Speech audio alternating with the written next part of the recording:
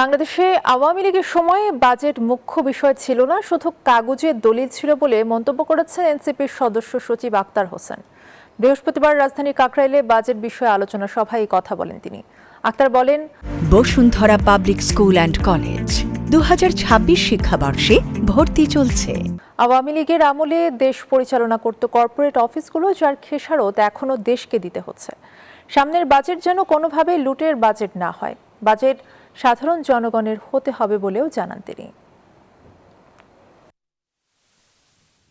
আমরা প্রতি বছর যখন বাজেট আসে তখন শুনি আওয়ামী লীগের সময়টাতে বাজেট সেটা আসলে মুখ্য বিষয় ছিল না, সেটা একটা কাগজে দলিল ছিল।